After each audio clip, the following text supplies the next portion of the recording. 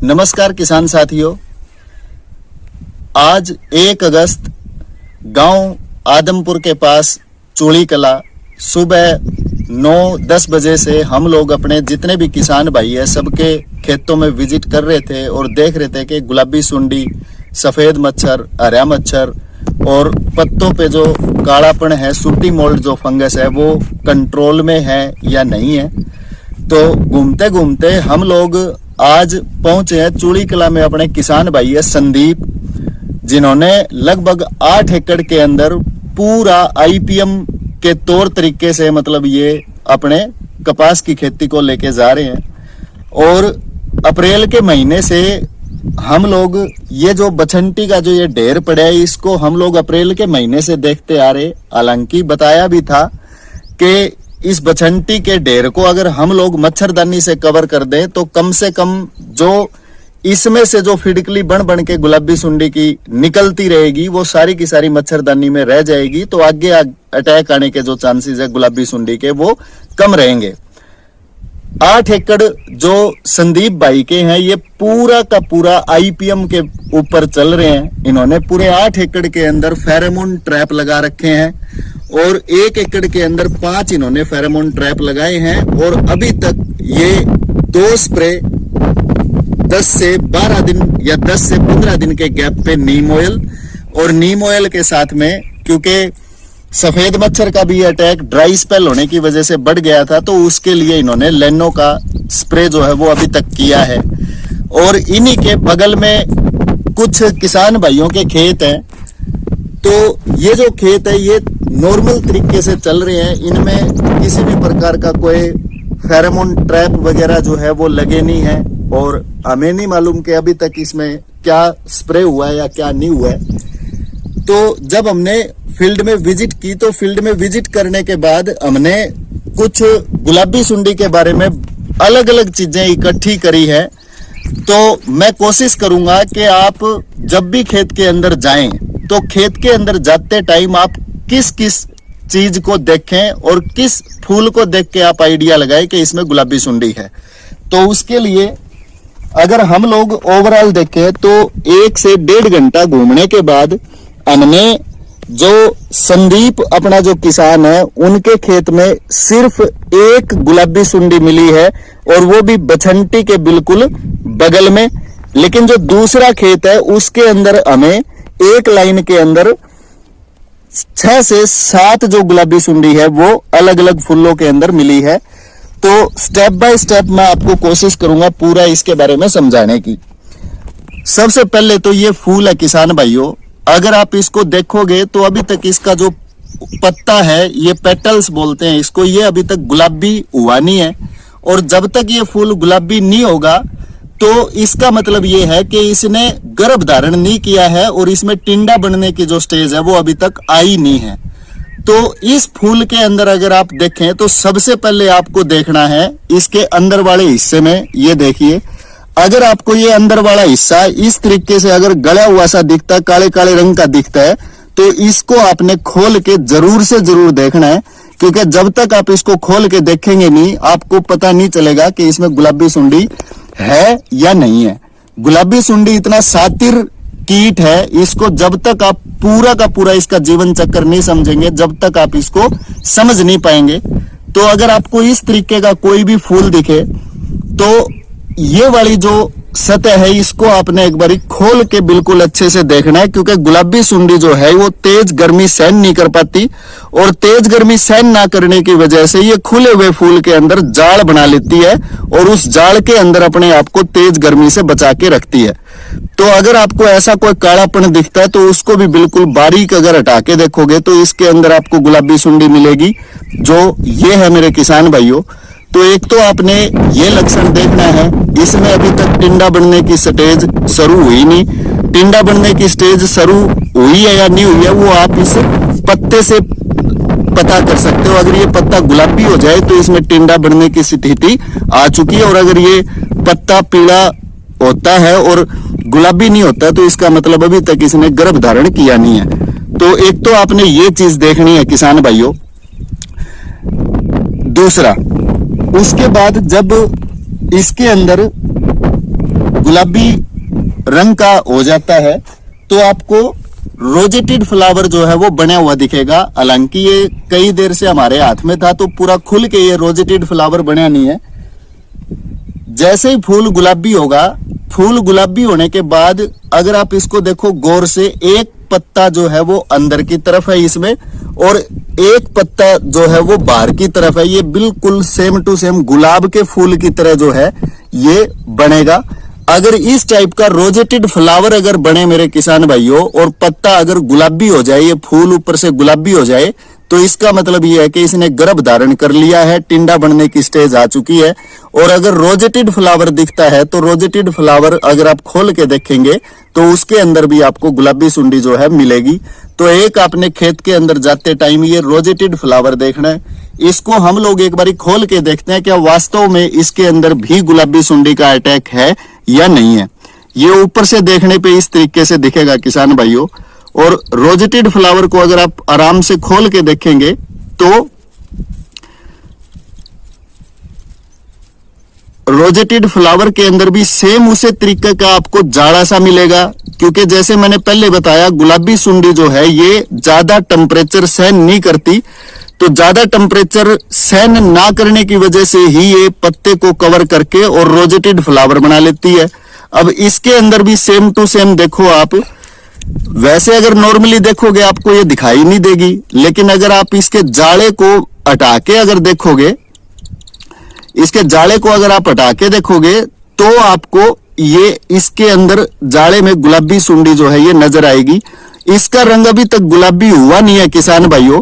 जो गुलाबी सुंडी है वो 4 अलग अलग अवस्थाओं से होकर निकलती है और इन अवस्थाओं को इंस्टार बोला जाता है। पहला इंस्टार, दूसरा इंस्टार, तीसरा इंस्टार, चौथा इंस्टार, तो ये 4 अवस्था बढ़ाती है। इसका रंग अभी तक गुलाबी हुआ नहीं है, यानी ये या तो पहला इंस्टार है और या फिर ये दूसरा इंस्टार है। तो अगर रोजेटेड फ्लावर आपको दिखे तो रोजेटेड फ्लावर को भी आपने खोल के देखना है, तो इसके अंदर भी आपको ये देखो गुलाबी सुंडी जो है वो मिल जाएगी।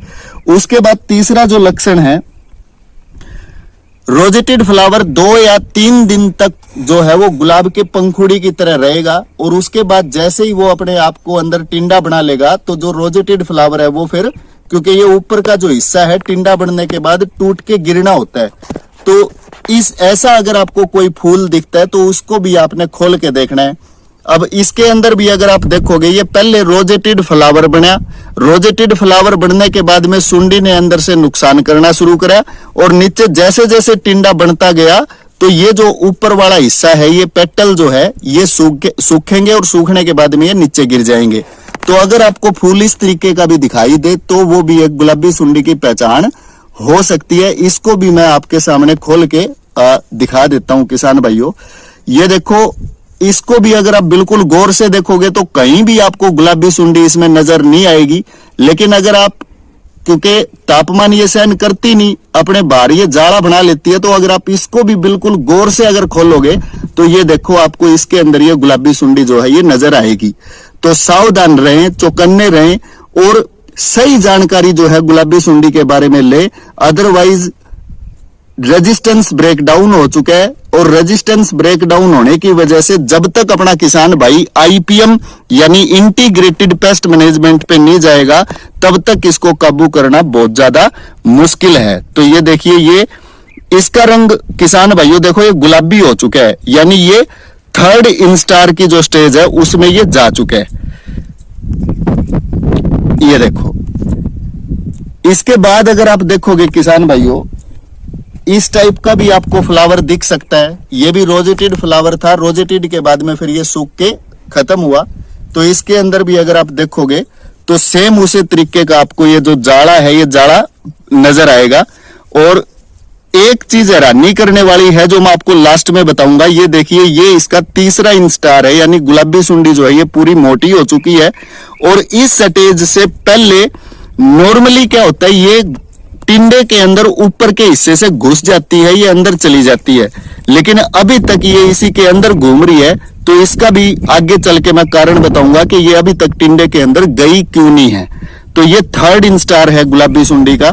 और गुलाबी सुंडी जब बनती है अंडे में से निकल के तो ये 14 दिन तक अपना जो जीवन चक्र है वो चलाती है। 14 दिन तक ये गुलाबी सुंडी बनी रहेगी और 15वां दिन जैसे ही हो जाएगा तो ये जो गुलाबी सुंडी है या तो टिंडे में से छेद करके जमीन में गिर जाएगी और या फिर टिंडे के अंदर अपने ऊपर एक खोल चढ़ा और खोल चढ़ाने के बाद में इसको फिर प्यूपा बोला जाएगा और प्यूपा फिर 8 दिन के बाद उसमें से खोल फटेगा और खोल फटने के बाद दोबारा जो फिड़कली है वो उड़ के और उसी खेत में दोबारा अंडा देना फिर शुरू कर देगी। 30 से 35 दिन का लाइफ साइकिल है, 30 से 35 दिन का इसका जीवन है। तो 30 से 35 दिन यानी आज अगर इसमें हमें 6 गुलाबी सुंडी अगर इस खेत के अंदर मिली है जिसने फेरोमोन ट्रैप नहीं लगाए, नीम ऑयल वगैरह शुरुआती अवस्था में गया नहीं, अगर इसके 6 फूल हमें अगर गुलाबी सुंडी के दिखते हैं तो इसकी जो अगली पीढ़ी आएगी 30 से 35 दिन के बाद एक जो फिड़कली है वो एक बार में 200 से 400 अंडे देगी। तो आप खुद अंदाजा लगा सकते हो कि अगला जो अटैक आएगा वो कितना ज्यादा आएगा। उसके बाद अगर आप देखोगे ऐसा लक्षण भी आपको ये दिखाई दे सकता है। इसमें ये ऊपर का जो हिस्सा है ये गुलाबी हो चुका है। अगर आप इसको भी खोल के देखोगे तो इसमें भी आपको सेम इसी तरीके का ये देखो जाड़ा सा बना हुआ दिखेगा। नॉर्मली किसान भाई जो है वो इतना गौर से नहीं देख सकता और वो ये समझ के बैठे है कि मेरे खेत में गुलाबी सुंडी का अटैक है नहीं। तो आपको ये जो पंखुड़ियां हैं इनको हटा के बिल्कुल बारीक ये देखो आप इनको हटा के इस जाले को गौर से देखना है, तब जाके आपको इसके अंदर जो गुलाबी सुंडी है वो दिखेगी। तो एक गुलाबी सुंडी जो है ये भी तीसरा इंस्टार है। मेरा आइडिया ये है कि अंडे से निकलने के बाद ये जो इसकी स्टेज पहुंची है ये लगभग 5 से 6 दिन के अंदर मतलब इसने ये स्टेज पे आई है, यानी ये इतनी बड़ी हुई है। 14 दिन के बाद में ये अपने ऊपर खोल चढ़ाएगी और उसमें से फिर दोबारा प्यूपे से वो निकल के चली जाएगी। एक फिर यही है, ये लक्षण लगभग सेम है पहले की तरह। इसको भी अगर आप खोल के देखोगे तो इसके अंदर भी आपको जो गुलाबी सुंडी है वो सेम इसी तरीके से जो जाड़ा है वो जाड़ा बनाया हुआ इसमें मिलेगा।